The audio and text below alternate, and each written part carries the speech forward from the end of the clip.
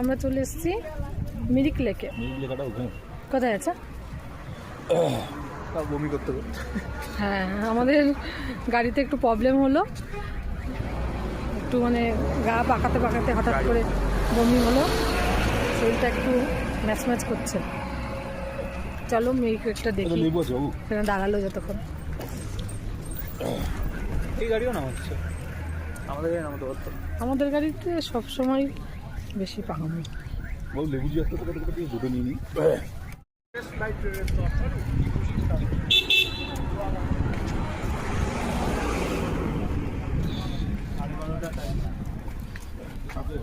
বারো 11